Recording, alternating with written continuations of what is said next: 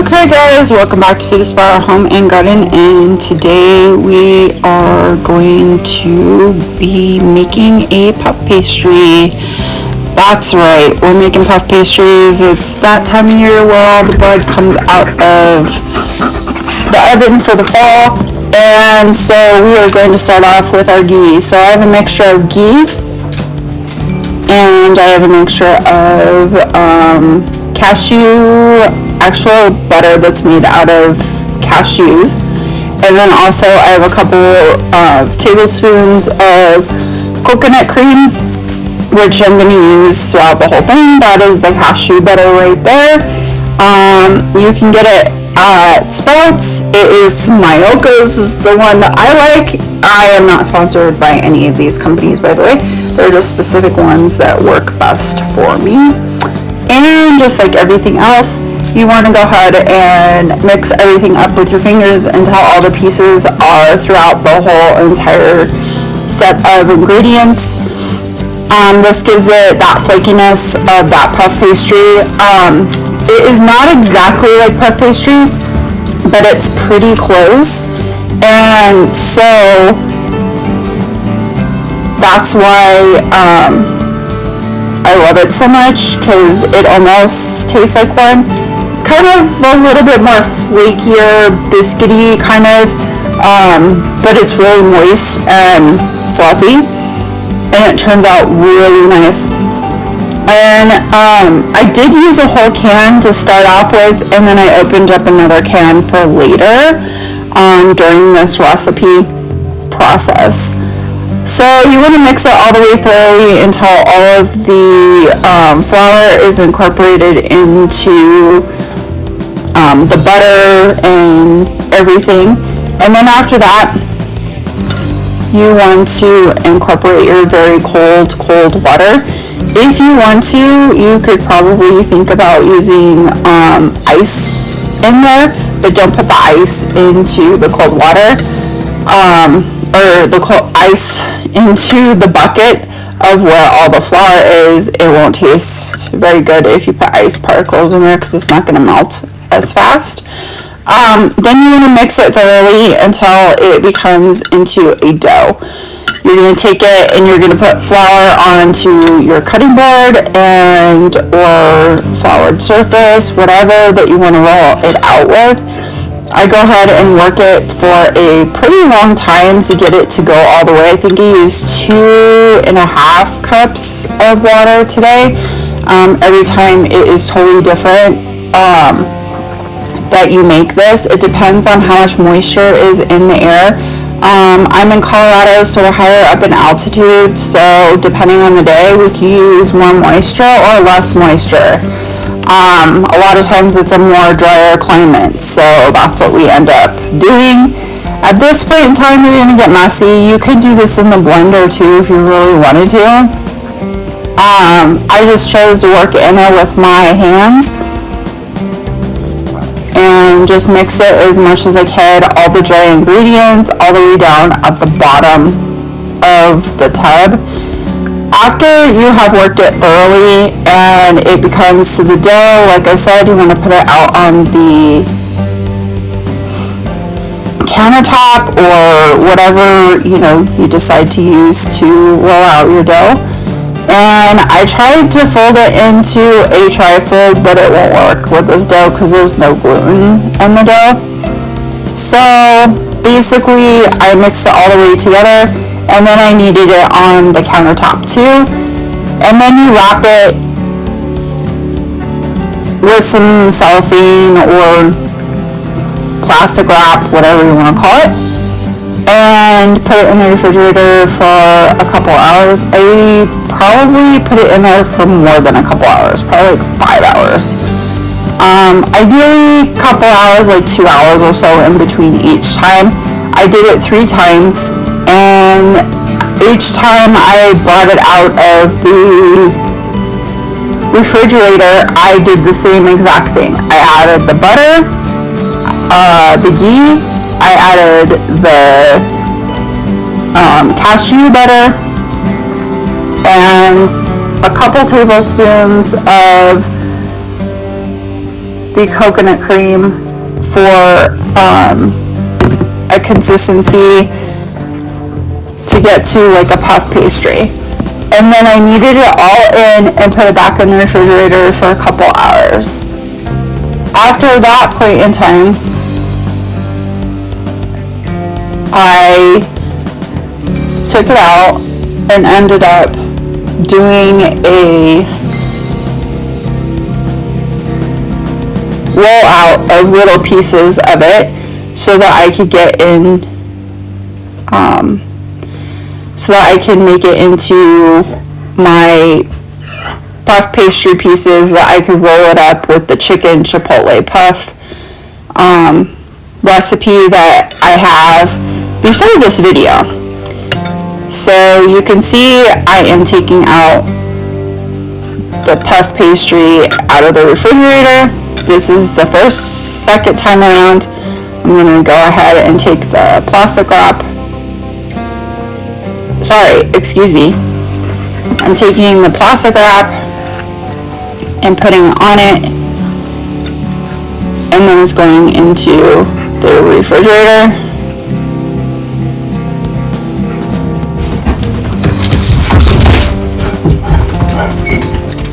Make sure you cover the whole entire thing so it doesn't get dried out. This is what it looks like as you already had it in the refrigerator.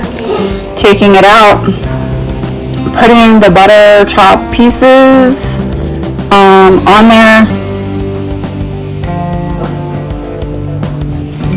and it pretty much is a little dry because it's also has been in the refrigerator for like 5 hours or something like that. Excuse me. So I rolled it back out again, applied all the butter and everything in it, like I said, and then roll it in, or mush it in there. After it's all said and done, put it back in the refrigerator, and like I said, do this a couple times.